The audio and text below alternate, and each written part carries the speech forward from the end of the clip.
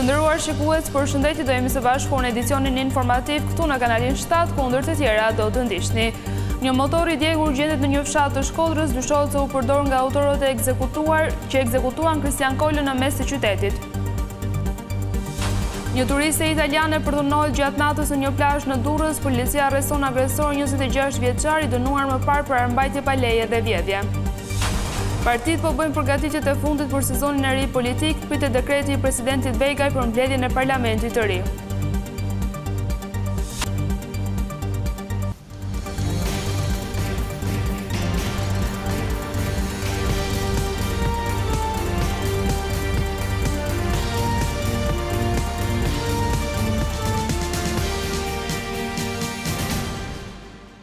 Njëmi qërësisht me zhvillimet kryesore të ditës së sotme.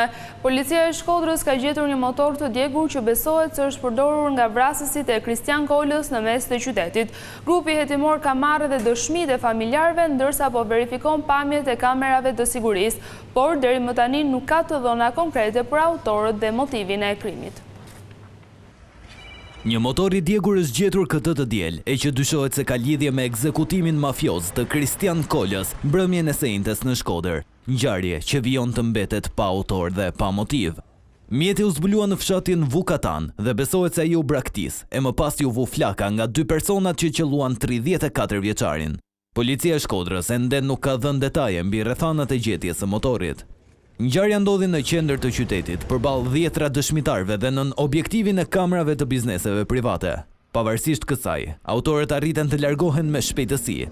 Në momentin e vrasjes, viktima ishte ulur në një lokal buzë rrugës, së bashku me një person tjetër. Autorët e maskuar qelluan drejt tij, ndërsa Kola tentoi të largohej, por nuk ja doli të shpëtonte. Pas krimit, ekzekutorët u larguan me motorin që i priste pak metra më tej. Policia ka sekuestruar pamjet filmike ku duket qartë mjeti dhe dy personat e dyshuar, por ende nuk ka ngritur një pistë të qartë hetimi. Edhe familjarët e viktimës nuk kanë dhënë shpjegime që mund të ndihmojnë në zbardhjen e krimit. Sipas burimeve, Kola nuk ka patur precedent penal. Ai drejtonte një firmë ndërtimi bashkë me të atin, ndërsa kohët e fundit kishin marrë punime në kineman e qytetit. Po ashtu, 34 vjeçari Kristian Kola nuk rezulton të ketë patur lidhje me grupet kriminale të Shkodrës, por hetuesit po kontrollojnë të gjitha lëvizjet e tij të fundit. Grupi hetimor po analizon dhe 10 orë filmime të kamerave të sigurisë. Dyshohet se i riu ishte ndjekur për disa ditë para se të ekzekutohej. Gjithashtu, policia po verifikon kontaktet dhe komunikimet e fundit të tij për të zbuluar nëse Kola ka qenë në konflikt me ndokënd. Ngjarja ka tronditur sërish qytetin e Shkodrës vetëm pak ditë pas një tjetër vrasje të rëndë, ku një person ekzekutoi kushëririn e tij duke pretenduar se ishte vetëmbrojtje. Policia e Durrësit ka arrestuar një 26 vjeçar i akuzuar se ka kryer marrëdhënie seksuale me dhunë me një turiste.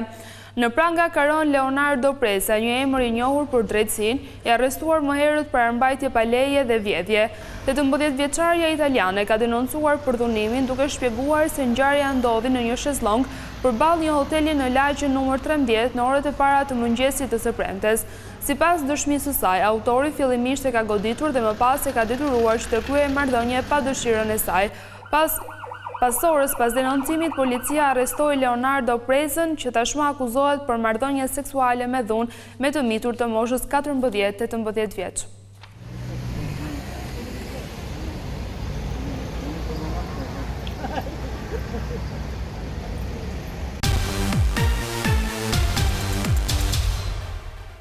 Në pritje të dekretit për që presidenti Begaj do të japë mbledhjen e parlamentit, partitë po bëjnë përgatitjet e fundit për sezonin e ri politik.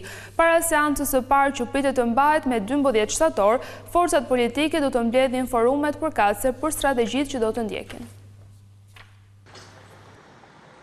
Javën e ardhshme do të mbledhet parlamenti i ri e zyrtarisht do të nisë mandati i katërt i socialistëve drejtuar nga Edi Rama në pushtet. Betejë ligjore për zgjedhjet parlamentare mori fund të njëjtën e tani pritet vetëm që presidenti i Republikës Bayram Begaj të thrasë mbledhjen e parë të kuvendit. Burime pranë mazhorancës bëjnë me dije se 140 deputetët e dalë nga procesi 11 majit do të mbledhen të premten e 12 shtatorit, duke shënuar nisjen e legjislaturës së re.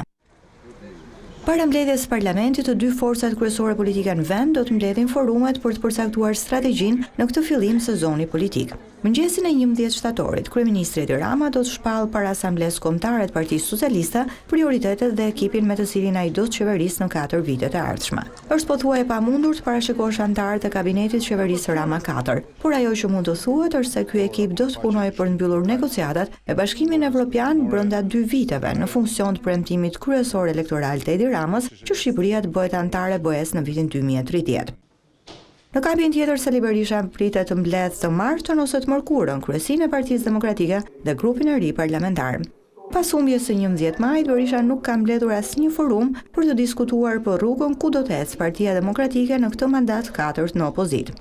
Nuk pritet që këto mbledhje të çelin debatin për ristrukturimin e PD-s, por vetëm do të përcaktojnë qëndrimin që opozita do të mbajë në parlament e betejën për të denoncuar procesin e 11 majit që për opozitën ishte farsë elektorale. Tashmë është e qartë se Partia Demokratike do të shkojë në parlament, por mbetet për të parë nëse Sali Berisha do të vendosë të nisë aksioni politik me një ekip të ri apo do të ruajë të njëjtët drejtues të grupit parlamentar dhe komisioneve që i takojnë opozitës.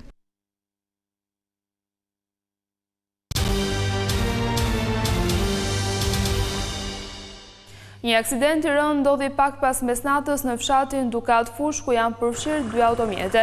Nga përplasja kanë mbetur të plagosur 4 persona, prej të cilëve 2 ndodhin në gjendje të rënd, ndërsa 2 të tjerë kanë marrë lëndime më të lehta. Ambulanca transportoi me urgjencë të lënduarit drejt spitalit, ndërkohë që policia ka nisur hetimet për të zbardhur shkaqet e aksidentit. Paraprakisht dyshohet se përplasja ka ndodhur si pasojë e shpejtësisë së lartë dhe humbjes së kontrollit nga një prej drejtuesve të automjeteve.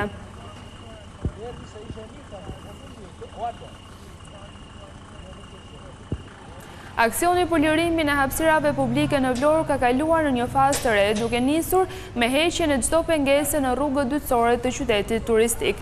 Policia bashkiake së bashku me Inspektoriatin për mbrojtjen e territorit ka ndërhyrë për të çmontuar tendat apo karrigët e vendosura nga bizneset që pengonin lëvizjen e lirë të qytetarëve. Aksioni pritet të vazhdojë edhe në zona të tjera të Vlorës në përpjekje për të përmirësuar cilësinë e jetës në qytetin bregdetar. Përfaqësues të Bashkisë së Vlorës u kanë bërë apel bizneseve të bashkëpunojnë e të lirojnë vetë hapësirat publike pasi askush nuk do të tolerohet.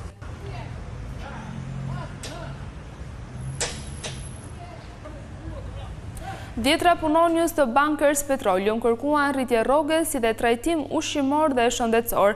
Ata deklaruan se protesta e tyre nuk do të ndalet derisa kompania të firmos marrëveshjen.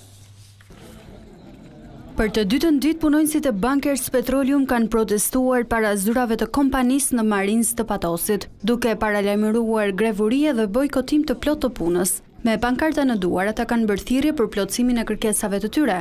Kreu i sindikatës së sektorit hidrokarbur, Dritan Shahu, tha se punëtorët meritojnë rritje pagash, trajtim ushqimor si dhe atë shëndetësor. Kërkojmë rishikimin e pagave. Nuk mund të trajtohemi të diskriminuar. Ku punonjësit tu fillojnë me paga pas 60.000, 70.000, 80.000 lekë të reja, apo 600-700 deri në 800 euro, dhe ju të merrni 30.000, 40.000 deri në 100.000 euro në muaj. Kjo është pa drejtësi. Këtu ka diferenca ekstreme dhe diskriminim. Ju po i lini këta njerëz në shirë, po i lini të punojnë në kushte ekstreme, në temperatura shumë të larta, në mbrojtjen e gazit, të plurit, të aromave dhe të vështirësive dhe kushteve të vështira të punës. Punëtorët paralajmërojnë se nuk do të dorëzohen derisa të marrin atë çfarë ju takon. Greve do me thënë që ne nuk do punojmë më, do të kryqëzojmë duart. Ju kërkoni kontrat nga shteti, doni të zgjasni agoninë e kësaj kompanie, nuk do ta keni. Të jeni të sigurt që nuk do të jetë ajo kontratë më. Ajo mund na jepet vetëm neve, do na e kërkoni neve ta zbatojmë. Do duhet marrëveshje e re me ne.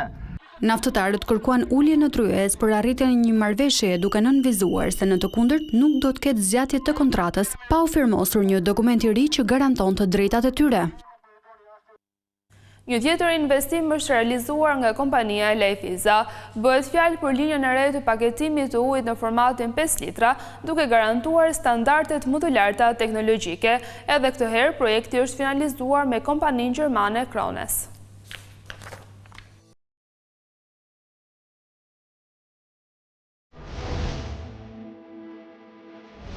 Kompania Lejfiza hap një faqe tjetër suksesi në industrinë e ujit, duke vënë në funksion linjen më moderne në Europë dhe më të madhe në botë për paketimin e ujit në formatin 5 litra. Linja e re është prodhuar nga giganti gjerman Krones me teknologjinë më të fundit, Ergoblock, me objektiv kryesor për të ruajtur cilësinë, ndërsa Lejthiza vendos një standard të avancuar për vitet e ardhshme. Jemi në fazën finale të instalimit dhe të marrjes në dorëzim të linjës për amballazhimin e ujit 5 litrësh format familjar.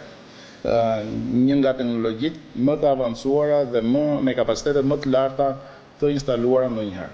Jemi krenarë, jemi përmbajtur kontratës që kemi me konsumatorin në lidhje me sigurinë, cilësinë dhe zhvillimin e qëndrueshëm. Të gjitha këto realizohen me investime në teknologjitë të avancuara, me siguri maksimale dhe standarde të larta, jo vetëm për tregun shqiptar, por edhe atë ndërkombëtar, për të garantuar një produkt premium.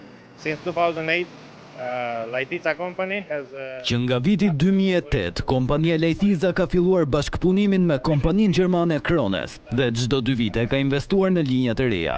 Sot është në funksion edhe linja më e re prodhuar nga Krones me teknologjinë më të avancuar Ergoblock. Ky sistem inovativ integron fryrjen, mbushjen, etiketimin dhe mbylljen e shisheve në një proces të vetëm, duke garantuar cilësi, efikasitet dhe kursim të energjisë. Me një kapacitet për 12.000 shishesh në orë, ky investim e pozicionon Lejthizën mes kompanive më moderne të industrisë së ujit në Europë dhe Ballkan. Tashme Lejthiza do të njihet si e para në rajon që arrin një kapacitet mbushjeje mbi 2 milion litra në 24 orë, fal bashkëpunimit me Krones. Ishte gjithçka e përgatitur për këtë edicion qendror. Ju falenderoj për vëmendjen tuaj. Bashkë natën e mirë.